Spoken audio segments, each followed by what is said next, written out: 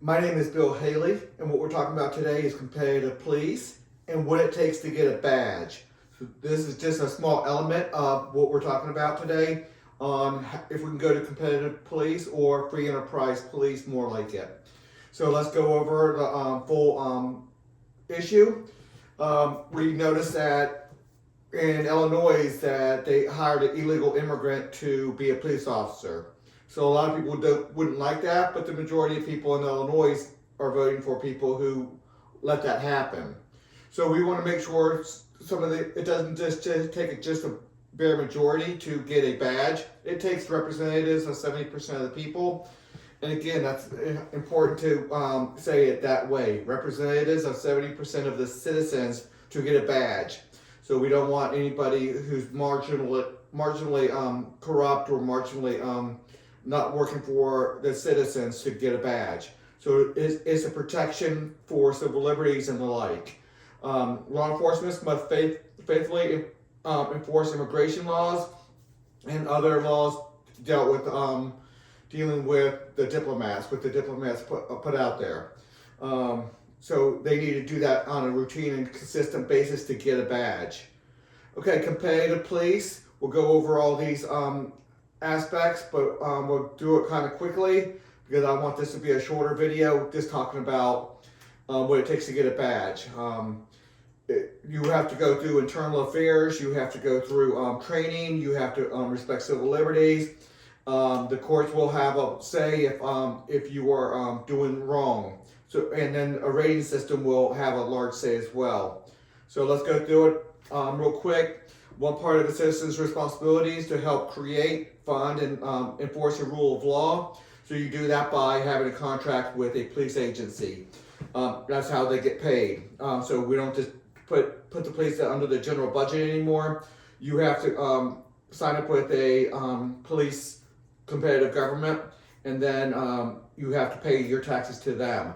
So that way you are paying for what you want. There is a competitive police governance and a hierarchy of leadership, which means there's going to be a lot of cooperations and there's going to be a hierarchy. So we don't just do a wish and a prayer thinking everything's going to be all right. We do have a hierarchy, regulations, and the like.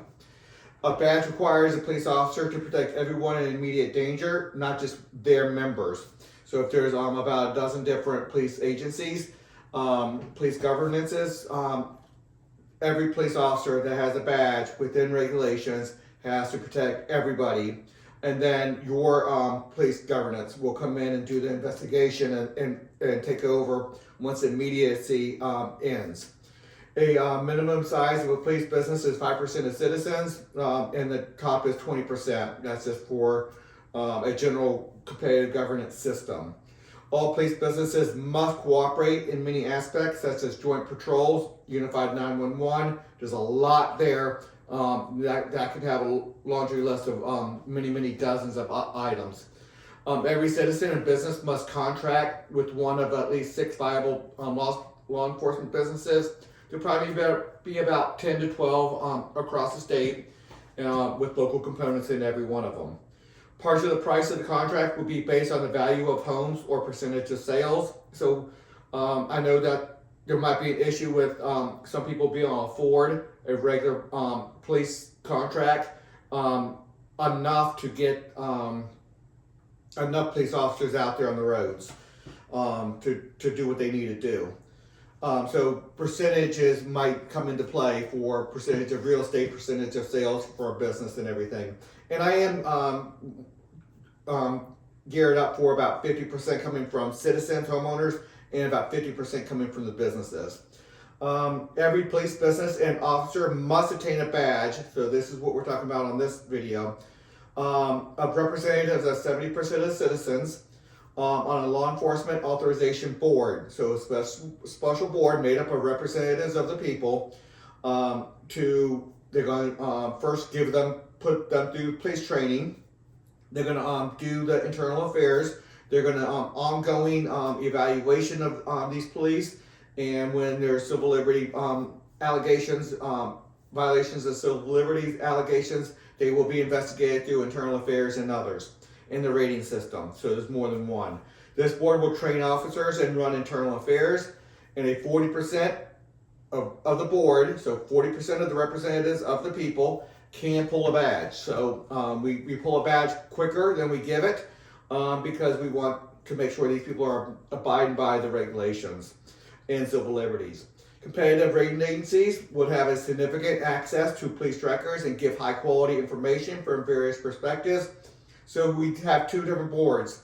One, the Law Enforcement Authorization Board, they authorize a badge and they can take that badge away. And the rating agencies, which will also have high levels of ability to go and investigate. Both the Law Enforcement Authorization Board and the rating systems will ensure civil liberties are honored. Rating floors will not allow low standards and will deter abuses, corruptions, and all that. If the crime rate rating floors are exceeded, many requirements will increase. So your budget, your contracts will have to go up in price. They would have to put more police officers out there and the like. Maybe longer sentences, less parole, less higher bonds to get out, or no bonds to get out in cases where the person is in real danger to society. Okay, I think that's it for this video. Everything's easy to find at Haley2024.org. It's all about competitive governance over there. Please consider a donation, and until the next video.